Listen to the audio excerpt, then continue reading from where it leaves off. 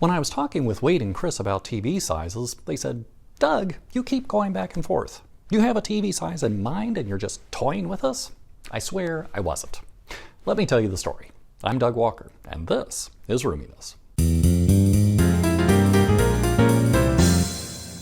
Roominess brings you straightforward steps to an inviting home. Click the subscribe button for more bite-sized decor tips. You can find freebies, ebooks, and newsletters over on my website, Roominess.tv. At the end of the video, I'll have some additional tips for selecting and placing a TV. Wade and Chris moved cross-country and decided to give away a lot of what they had rather than haul it with them. That included the TV. They invited me over to see the new space. Wade said we went shopping for a TV and asked about what size we should get. All the salesperson wanted to know was how much do we have to spend. Then she showed us the biggest TVs for that price. Chris said, "We're concerned about how the living room will look in the end. Should we just buy a giant TV? Will that look good in here?" We asked the salesperson about it, but all she said was, "I've never heard anyone complain that they bought a TV that was too big." What do you think, Doug? I said, "Well, it depends on what you're doing with the room." Wishy-washy, as usual. They said, "How do you mean?" I said, "Is TV watching the main thing you want to do in here?" Wade said, "Definitely not. When we hang out with friends, we rarely watch a TV." I said, "That's going to steer us smaller rather than larger. The bigger your TV, the more you feel like it should be on."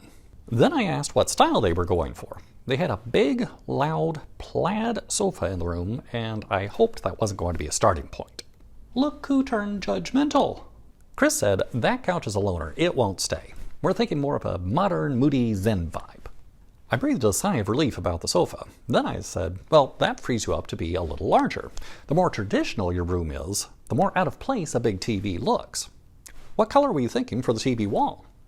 Wade said, "We were thinking of a brown or darkish gray, then we might do lighter colored floating shelves."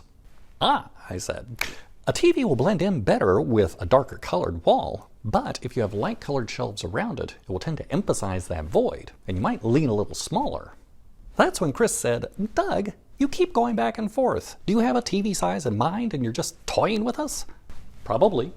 I said, "I'm not toying with you.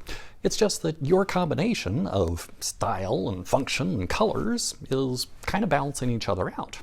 A big TV is going to look most out of place in a traditional light-colored room where you serve tea. But if you have a dark modern room where you have football parties and movie nights, then you might go as big as possible." Wade asked, "So what about our situation?" I said, "Since it doesn't lean one way or the other, I would go with 2.5 times the TV size as your viewing distance.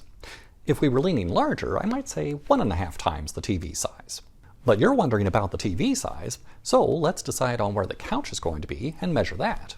And if you're enjoying this video, do me a favor and click the like button. You'll help more people find Roominess. If you don't, it will remain in internet oblivion, where it belongs." We spent a little time looking at that plaid sofa in a couple of different positions. Luckily, I brought my furniture mover pads. Finally, we landed on a position that would be about 10 feet from where the TV would go.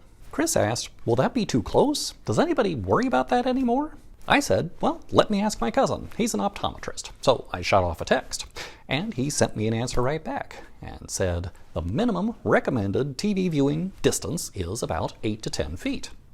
And to reduce eye strain, keep the TV at a normal viewing height." Wade asked, "What's a normal viewing height?" I said, "First, let's get the size figured out. You take the distance to your sofa, which was 10 feet, divide by 2.5, and that's the size of the TV, which is the diagonal measurement." Chris said, "So 48 inches, right?" I said, "If they only have 50-inch TVs, that's okay too." Then we taped together some newspaper and put it on the wall with painter's tape so they could see what a 50-inch TV would look like. We placed it so the center of the TV would be 42 inches above the floor. I said that's the standard eye level for a seated person, and so 42 inches is the normal viewing height. Chris said that leaves a good amount of space for shelves as well. I like that. Wade said, "I can live with that. I think the salesperson will be disappointed. She was showing us 90-inch TVs. Chris said that would be gigantic in here. I said, "The TV industry recommends bigger sizes because they're in the business of selling TVs. Plus, they've become convinced that we all want to forget the real world and just be immersed in our televisions. Oh my gosh, there really is a conspiracy to control our minds. Must watch more. Wade said, I'm glad we talked about all the different aspects of it. I feel a lot more comfortable about our direction now. Here are some bonus tips about TV sizes. With LCD screens, TVs don't pose as much of an issue for your eyes as they used to.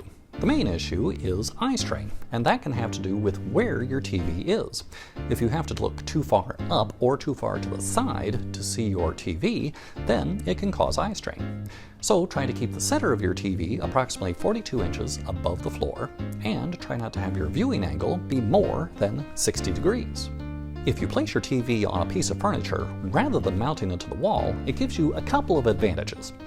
Visually, you'll probably be more likely to compare the TV to the piece of furniture rather than comparing it to the wall, and so it will appear larger. Also, you'll have an easier time wrangling and hiding cords behind a television and piece of furniture rather than festooning them across the wall. But keep in mind that the furniture under your television should be at least as wide as the television so that you avoid a top-heavy look. Here's another Roominess video you might like. You should watch. It's short. I'll see you there.